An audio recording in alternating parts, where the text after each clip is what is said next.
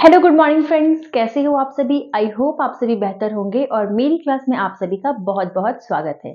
यहाँ पर हम यूजीसी नेट के लिए प्रिपरेशन कर रहे हैं, खासकर पेपर 1 के लिए। और पेपर 1 के साथ साथ हम अपने पेपर 2 को भी लेकर के चलेंगे, लेकिन लगेगा पेपर 2 के लिए थोड़ा सा वक्त। अगर आप मेरे साथ नए बने हैं तो प्लीज मेरे चैनल को लाइक शेयर एंड सब्सक्राइब जरूर करिएगा। और जो मेरे साथ पहले से जुड़े हैं वो तो लगातार जुड़े ही हैं, उनको तो पता ही है कि यहाँ पर आपको क्वांटिटेटिव नहीं बल्कि क्वालिटेटिव एजुकेशन मिलती है। ठीक है, चलिए। तो यहाँ पर हमारा जो टॉपिक चल रहा था वो चल रहा था step of research. Step of research में हमने पूरे 9 स्टेप को कवर कर लिया था, जिसमें हमने अपने हाइपोथेसिस को टेस्टिंग भी कर लिया था। ठीक है, अब हमारा बस 2 स्टेप बाकी है और उसके बाद हमारा जो स्टेप ऑफ रिसर्च हम जो पढ़ रहे हैं, उसको डिटेल में हम जो पढ़ रहे हैं, वो हमारा कंप्लीट हो जाएगा। ठीक है, और आपका कुछ लेक्चर्स और अभी बचा है, क्योंकि मैं बहुत ही ज़्यादा अंडरस्टैंडिंग लेवल पे आपको समझा रही हूँ। तो रिसर्च में आपको थोड़े से और पेशेंस रखना पड़ेगा, क्योंकि कुछ कुछ क्लासेस और है, फिर आपका रिसर्च बहुत अच्छे से कंप्लीट हो जाएगा। चलिए,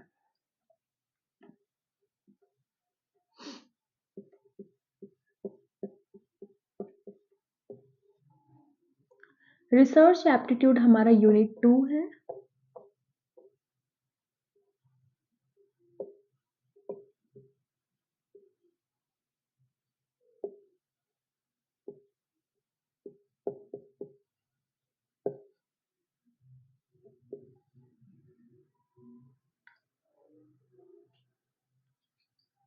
इसमें हम पढ़ रहे हैं step of research. Steps of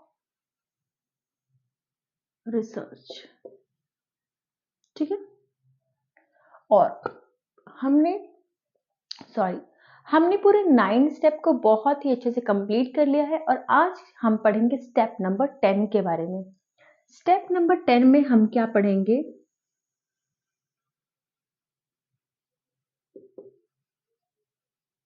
generalisation end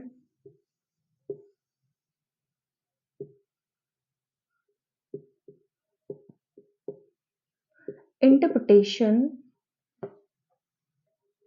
of hypothesis.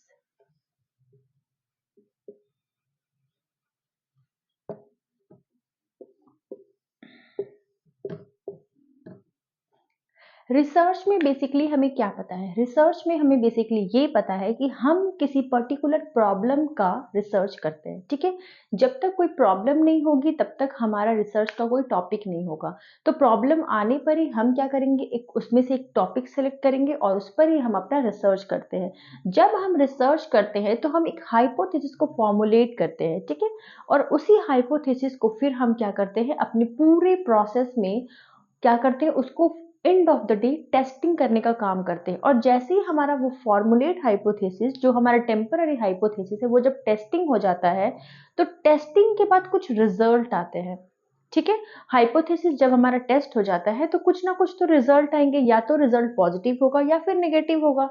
अगर रिजल्ट पॉजिटिव है, दैट मीन्स क्या है कि हमने जो हाइपोथेसिस को क्रिएट किया था वो हमारा बहुत अच्छा था, वो सक्सेस था।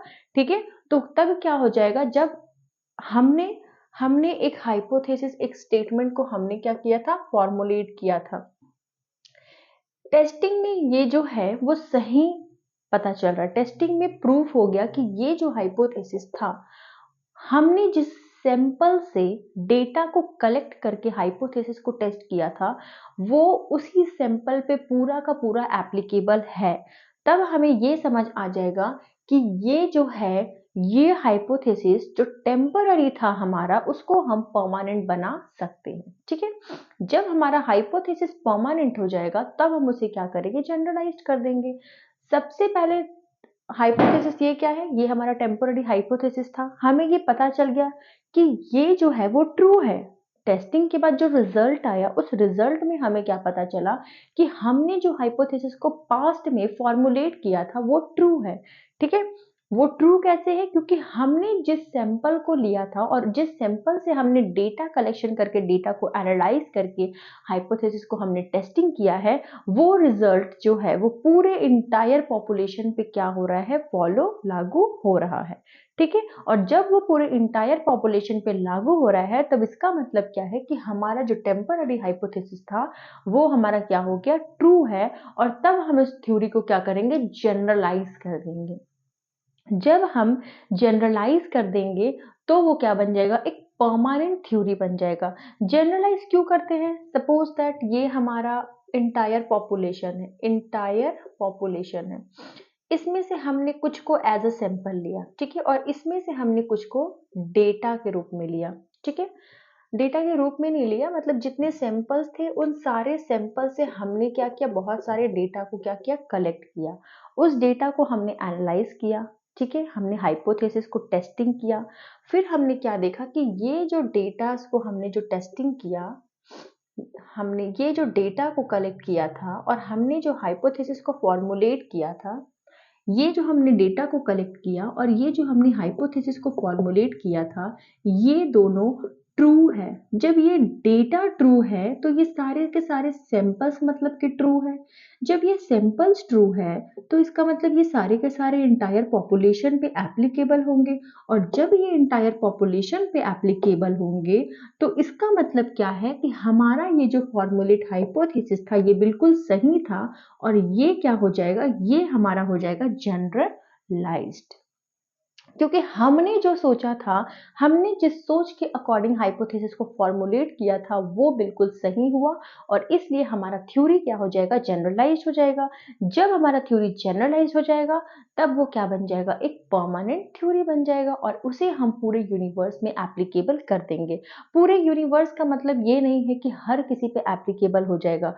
सपोज दैट अगर मैंने एक एग्जांपल लिया था, एक साइड गुड़ वाली खीर थी और एक साइड चीनी वाली खीर थी, ठीक है, एक साइड गुड़ वाली खीर थी और एक साइड क्या थी, चीनी वाली खीर थी। अगर मैंने इसका सैंपल लिया है तो इसका मतलब है कि ये सिर्फ इसी पर एप्लीकेबल है, ना कि इस पर, ठीक है। तो इंटायर पॉपुलेशन का मतलब ये होता है कि हमने जिस पॉपुलेशन का सैंपल लिया था, रिजल्ट भी जनरलाइज्ड भी उसी सैंपल पे होगा, ठीक है। अगर हमने इसका सैंपल नहीं लिया है दैट मीन्स इस पर वो एप्लीकेबल नहीं होगा। अगर सभी पर एप्लीकेबल हो जाता तो एक ही रिसर्च का इम्पैक्ट जो है वो पूरे यूनिवर्स में देखने को मिलता, ठीक है। लेकिन ऐसा तो नहीं है, हर जगह का अपना अलग अलग रिसर्च होता है, ठीक है, और हर जगह का अपना अलग अलग रिसर्च जो है वो अपने सब्जेक्ट में, अपने फील्ड में वो क्या करता है, चेंजेस लाता है, इम्पैक्ट करता है। जब हमारा थ्योरी जनरलाइज्ड हो जाएगा और इंटरप्रिटेशन उसको हम कर देंगे हाइपोथेसिस को, हमारा थ्योरी जब जनरलाइज्ड हो जाएगा, परमानेंट बन जाएगा जब हमारा थ्योरी, तो क्या करेंगे, वो एक तरह से क्या बन जाएगा, एक कॉन्सेप्ट बन जाएगा। फिर उस कॉन्सेप्ट को लोग क्या करेंगे, अपने रियल लाइफ प्रॉब्लम के सॉल्यूशन करने में उसका यूज करेंगे, ठीक है। तो ये था हमारा आज का topic, generalization and interpretation of hypothesis. इसमें लिखवाने जैसा कुछ भी नहीं है, इसमें आप खुद से ही लिख सकते हो। आप कैसे लिख सकते हो मैं आपको बता देती हूँ। जब हम जब एक रिसर्चर अपने जब एक रिसर्चर अपने रिसर्च में हाइपोथेसिस को फॉर्मुलेट करता है तब उसे वो प्रूफ करने के लिए क्या करता है, सैंपल लेता है इंटायर पॉपुलेशन में से जिस पर उसे रिसर्च करना है। उस इंटायर पॉपुलेशन में से उसे कुछ सैंपल्स कलेक्ट करने होते हैं और उन्हीं सैंपल्स में से वो क्या करता है, डेटा कलेक्ट करता है। उस डेटा को वो एनालाइज करता है, हाइपोथेसिस को वो टेस्टिंग करता है और ये देखता है कि उसने जो सैंपल लिया है वो सही है या नहीं है, वो इंटायर पॉपुलेशन पे फॉलो हो रहा है या नहीं हो रहा है। और उसके बाद जब उसका रिजल्ट सही आ जाता है तो वो क्या करता है, वो अपना फॉर्मुलेट हाइपोथेसिस को क्या करता है, ट्रू बता देता है। और इस तरह से उसका जो टेम्पररी हाइपोथेसिस था वो जनरलाइज हो जाता है। और इस तरह से जब कोई हाइपोथेसिस जनरलाइज हो जाता है, परमानेंट हो जाता है, तब क्या होता है, वो रियल लाइफ प्रॉब्लम के सॉल्यूशन में काम आता है। और इस यही है हमारा step number 10 of step of research, ठीक है। आई होप आपको ये आज का क्लास भी समझ आया होगा। और जो भी मेरे साथ नए जुड़े हैं, मेरा उनसे रिक्वेस्ट है कि आपको अचानक से आज का क्लास देखने पे समझ नहीं आएगा, इसके लिए आपको पूरी प्रीवियस वीडियो देखनी पड़ेगी। इसके लिए आपको मेरी प्लेलिस्ट में जाना होगा और रिसर्च एप्टीट्यूड में मैंने बहुत सारी वीडियोज़ को डाला है, बहुत ही सीक्वेंस वाइज़ में और बहुत ही अच्छे से मैंने समझाया है। तो एक बार आप ज़रूर जाइएगा प्लेलिस्ट में और पूरे रिसर्च एप्टीट्यूड का वीडियो देखिएगा। मैंने टीचिंग एप्टीट्यूड को भी बहुत अच्छे से समझाया है, तो आप टीचिंग एप्टीट्यूड वाली वीडियो को भी ज़रूर ध्यान से देखिएगा। थैंक यू सो मच, मिलते हैं अगले वीडियो में।